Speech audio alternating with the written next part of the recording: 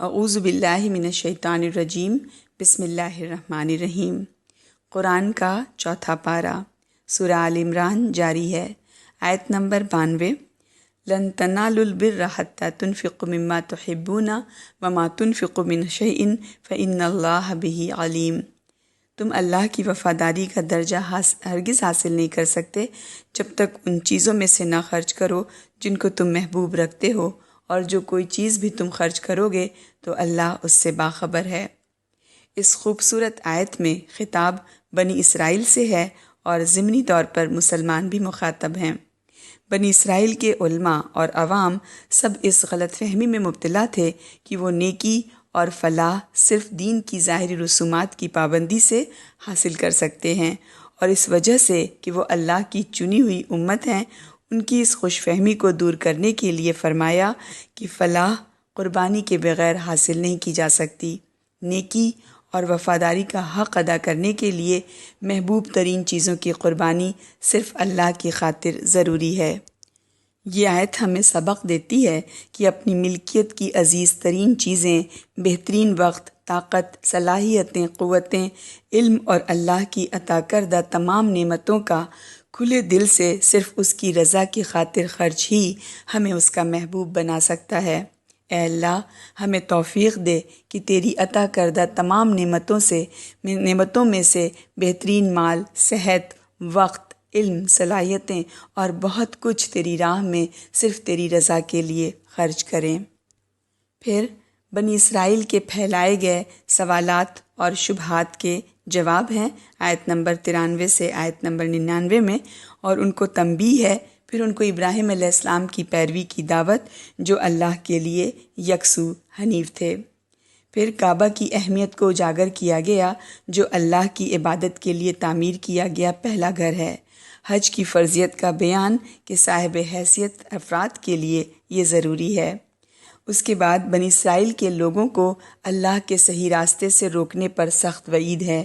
وہ اللہ کی کتابوں کے وارث تھے جن میں آخری نبی کی پیشن گوئیاں اور نشانیاں تھیں، اور یہ لوگ بجائے رہنمائی کرنے کے لوگوں کو اللہ کی راہ اور اسلام سے روک رہے تھے۔ پھر آیت نمبر 100 سے آیت نمبر 109 تک مسلمانوں کو یہود کی پیروی کرنے سے متنبہ کیا گیا، کیونکہ وہ ان کو پھر کفر کی طرف پلٹا دیں گے۔ پھر مسلم معاشرے کو ہدایات تاکہ وہ اپنی قوم کو تفرقہ اور یہود کے شیطانی حربوں سے بچا سکیں، اور پھر یہ ہدایات دی گئیں کہ اللہ کو مضبوطی سے تھام لیں۔ یہ مقصد نماز اور سمجھ کر قرآن پڑھنے سے حاصل ہو سکتا ہے۔ اللہ سے ڈرنا جیسا کہ اس سے ڈرنے کا حق ہے، یہ بھی قرآن پر اور اللہ کی صفات پر غور و فکر سے ہی دل میں اترتا ہے۔ اللہ کی رسی یعنی قرآن کو مضبوطی سے تھامنا اور اپنی قوم کو تفرقہ اور فساد سے بچانا۔ امت مسلمہ میں ہمیشہ ایک ایسا گروہ رہنا چاہیے جو بہت باریک بینی سے معاشرے میں پھیلنے والی ہر برائی کو ابتدا ہی سے پکڑ سکے اور لوگوں کو بھلائی کی طرف بلائے اور برائی سے روکے۔ اے اللہ، مسلم امت میں یہ صفات پیدا کر کے اس کو مضبوط کر۔ پھر آیت نمبر 110 سے 120 میں بتایا کہ اب امت مسلمہ اللہ کی چنی ہوئی امت ہے لوگوں کو حق اور نیکی کی دعوت دینے کے لیے۔ اب اہل کتاب ان کو کوئی نقصان نہ پہنچا سکیں گے سوائے دکھ دینے والی تنزیہ باتوں کے۔ اب ان پر اللہ کی لعنت ہے اور وہ کبھی فلاح نہ پائیں گے سوائے کبھی کبھی اللہ کی مہلت سے یا کسی قوم کی وقتی سرپرستی سے۔ اہل کتاب کے نیک بندوں کی تعریف اور ان کی وہ خصوصیات جن کی وجہ سے وہ مستحق تعریف ہوئے، ایسے اکثر لوگ اسلام لے آئے۔ پھر اہل کتاب کے حق کو تسلیم نہ کرنے کی اصل وجہ بیان ہوئی کہ دنیا کی محبت، اولاد اور دولت کی چاہ۔ مسلمانوں کو ان سے روابط ختم کرنے کی ہدایت ہے، کیونکہ اب ان کے دلوں میں مسلمانوں کے لیے صرف نفرت تھی۔ یہ ہدایات مسلمانوں کو اس وقت دی جا رہی ہیں جب اہل کتاب پر حجت تمام کر دی گئی تھی اور نبی اکرم صلی اللہ علیہ وسلم نے حد الوسع ان پر اپنی تبلیغ مکمل کر دی تھی۔ یہاں آج کے اہل کتاب مراد نہیں ہیں، انہیں ہمیں ابھی بھی دعوت دینی ہے۔ پھر آیت نمبر 120 میں 2 صفات صبر اور تقوی اس کا بیان ہے کہ یہ دو صفات جو مسلمانوں کی حفاظت اور ترقی کے لیے ضروری تھیں اور ضروری ہیں۔ آیت نمبر 121 سے آیت نمبر 129 تک اب غزوہ احد پر اللہ کا تبصرہ شروع ہو رہا ہے، جس میں اللہ سبحانہ و تعالیٰ نے صبر اور تقوی کے لحاظ سے مسلمانوں کی وہ کمزوریاں بیان کی جو ان کی شکست کا سبب بنی۔ مسلمان احد کی شکست سے بہت دل برداشتہ تھے، جو انہی کے ایک گروپ کی غلطی کی وجہ سے ان کا مقدر بنی۔ کفار اور منافقین نے اس موقع سے فائدہ اٹھا کر اسلام اور مسلمانوں کے خلاف پروپیگنڈے کا طوفان کھڑا کر دیا۔ اللہ نے بھی موقع کی مناسبت سے اس شکست کا تجزیہ کیا اور مسلمانوں کو حوصلہ بلند کیا اور ان کی کمزوریوں کی نشاندہی کی تاکہ وہ خود کو مضبوط کر کے خیر امت ہونے کا کردار بخوبی نبھا سکیں۔ اللہ نے کہیں بھی دشمنوں کی سازشوں اور طریقہ کار پر تبصرہ نہیں کیا، بلکہ تمام توجہ ان چیزوں پر ہے جو مسلمان بہتر کر کے خود کو مضبوط بنا کر دشمن کا مقابلہ زیادہ خوبی سے کر سکتا ہے۔ پھر آیت نمبر 130 سے آیت نمبر 143 تک مسلمانوں کو انفاق فی سبیل اللہ کے لیے ابھارا گیا، خاص طور پر جہاد کی مد میں جو اس وقت جاری تھا۔ انفاق کی ضد سود سے روکا گیا۔ مسلمانوں کا حوصلہ بلند کرنے کے لیے احد کے کچھ واقعات کے پیچھے اللہ کی حکمت بیان ہوئی۔ یہ غزوہ ایک امتحان تھا جس کے ذریعے مسلمانوں کو غلطیوں سے پاکیزگی حاصل ہوئی اور منافقین اور کمزور مسلمان پہچانے گئے۔ پھر مسلمانوں کو اللہ کی مغفرت اور جنت کی طرف دوڑنے کی دعوت ان اعمال کے ذریعے دی گئی کہ اللہ کی راہ میں ہر حال میں خرچ کرنا چاہیے، چاہے تنگی ہو یا فراخی، غصے کو کنٹرول کرنا اور لوگوں کو معاف کرنا۔ آیت نمبر 144 سے آیت نمبر 148 میں یہ بات سمجھائی گئی کہ محمد صلی اللہ علیہ وسلم ایک پیغمبر ہیں اور انسان ہیں۔ ان سے پہلے کتنے ہی رسول گزرے جو وفات پا چکے ہیں، تو اگر وہ نبی اکرم صلی اللہ علیہ وسلم فوت ہو گئے تو کیا تم اسلام سے پھر جاؤ گے؟ مسلمانوں کو اسلام صرف اللہ کی خاطر قبول کرنا چاہیے، نہ کہ کسی رسول کی خاطر۔ انہیں ہر حال میں اسلام پر قائم رہنا چاہیے۔ یہ وضاحت اس لیے ضروری تھی کہ احد کے میدان میں نبی اکرم صلی اللہ علیہ وسلم کی شہادت کی خبر سن کر بہت سے لوگ دل چھوڑ بیٹھے تھے، اور یہ بات ایک وجہ تھی افراتفری پھیلنے اور بعد میں شکست کی۔ پھر یہ بتایا گیا کہ بہت سے پہلے کے انبیاء اور نیک لوگ دشمنوں کے خلاف جہاد کر چکے ہیں اور انہوں نے نہ ہمت ہاری اور نہ کمزور پڑے، سو ان کی پیروی کرو اور ان کی یہ دعا مانگو کہ ربنا اغفر لنا ذنوبنا واسرافنا فی امرنا وثبت اقدامنا وانصرنا علی القوم الکافرین۔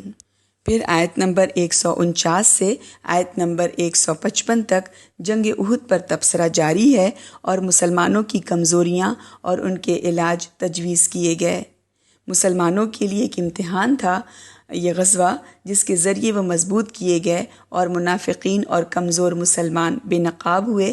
جنگ کے میدان کا ایک ایسا نقشہ کھینچا گیا کہ پوری تصویر ہماری آنکھوں کے سامنے آ جاتی ہے۔ آیت نمبر 156 سے آیت نمبر 189 احد پر تبصرہ ابھی بھی جاری ہے۔ کمزور مسلمانوں کا ایمان مضبوط کرنے کے لیے ان کو زندگی اور موت کی حقیقت کی یاد دہانی کرائی گئی تاکہ ان کے شبہات دور ہوں۔ نبی اکرم صلی اللہ علیہ وسلم کے اخلاق اور کردار کی تعریف، خاص طور پر آپ کے رویے کی نرمی اور محبت پر خاص توجہ، جس کی وجہ سے صحابہ آپ صلی اللہ علیہ وسلم سے خصوصی محبت کرتے اور بہت پیار سے آپ کی پیروی اور اتباع کرتے۔ نبی اکرم صلی اللہ علیہ وسلم کو اسی قابل تعریف رویے کو جاری رکھنے اور اصحاب سے مشورے کی ہدایات دیں، لیکن جب آپ صلی اللہ علیہ وسلم کوئی فیصلہ کر لیں تو پھر اللہ پر ہی بھروسہ کریں۔ آیت نمبر 159 میں ہم اور اسلام کی دعوت دینے والے لوگ اپنے رویوں پر غور کریں۔ اس کی تعلیم ہے کہ اے اللہ ہمارے دلوں اور رویوں میں نرمی عطا کر تاکہ ہم تیرے بندوں کو محبت اور خیرخواہی سے تیرا پیغام پہنچا سکیں۔ اس کے بعد ان امتحانات کی حکمت بیان ہوئی جو احد کی جنگ میں پیش آئے۔ شہداء کے بارے میں جو خوشخبری مضبوط ایمان والوں کی تعریف اور حوصلہ افزائی ہوئی اس کا بیان ہے۔ اللہ نے آزمائشوں کے ذریعے مسلم معاشرے کو منافقوں اور کمزور لوگوں سے پاک کر دیا جو ایک بڑا اندرونی خطرہ تھے۔ منافقوں کی بخیلی کا ذکر ہے جنہوں نے یہ کہنے کی جسارت کی کہ اللہ فقیر ہے اور ہم غنی۔ ان سرکشوں کو سخت سزا کی وعید ہے۔ اللہ کی سنت ہے کہ وہ لوگوں کو مال اور زندگی کی آزمائشوں سے ضرور گزارے گا تاکہ ان میں صبر اور تقوی کی افزائش ہو۔ پھر سورہ کا خاتمہ خوبصورت آیات اور دعاؤں کے ساتھ۔ اہل کتاب نبی اکرم صلی اللہ علیہ وسلم سے معجزہ طلب کرتے تھے۔ اللہ ان کی توجہ آسمان و زمین میں پھیلی انگنت نشانیوں کی طرف مبذول کرا رہا ہے جو عقل مندوں کے لیے کافی ہیں۔ اللہ کی نشانیوں پر غور کرنے والے خود بخود اس نتیجے پر پہنچ جاتے ہیں کہ اس کائنات کا رب ایک اللہ ہے، وہ سراپا عدل ہے اور ضرور ایک دن انصاف اور بدلے کا لے آئے گا۔ ایسے اولو الالباب یعنی عقل مند لوگوں کی دعاؤں کا بیان ہے کہ ان فی خلق السماوات والارض واختلاف اللیل والنہار لآیات لأولی الالباب الذین یذکرون اللہ قیاما وقعودا وعلی جنوبہم ویتفکرون فی خلق السماوات والارض ربنا ما خلقت ھذا باطلا سبحانک فقنا عذاب النار۔ ایسے نیکوکار لوگوں کی خوبیاں اجاگر کی گئیں جن میں مرد اور عورتیں دونوں شامل تھے۔ مسلمانوں کو کفار کی دنیاوی شان و شوکت سے مروب ہونے سے روکا گیا کیونکہ یہ چند روزہ ہے۔ آخری آیت میں مسلمانوں کو جامع ہدایات ہیں جن کے ذریعے وہ آخری اور بہترین امت ہونے کی ذمہ داری بخوبی نبھا سکتے ہیں کہ یا ایھا الذین آمنوا اصبروا وصابروا ورابطوا واتقوا اللہ لعلکم تفلحون۔ اے ایمان والوں، صبر کرو، ثابت قدم رہو، مقابلے کے لیے تیار رہو اور اللہ سے ڈرتے رہو تاکہ تم کامیاب رہو۔ سورۃ نساء کی ابتدا ہوتی ہے۔ اس عظیم سورت کی بہت ہی خوبصورت اور جامع ابتدا ہے۔ اللہ تمام انسانیت کا خالق ہے جس نے ایک جوڑے سے سب انسان کو پیدا کیا۔ اللہ کی وحدانیت اور سب انسانوں کی ایک ہی ابتدا پر خاص زور ہے۔ اس آیت میں رحمی رشتوں پر خاص توجہ ہے۔ خونی رشتے نبھانے سے ہمیں اللہ کی رحمت حاصل ہوگی۔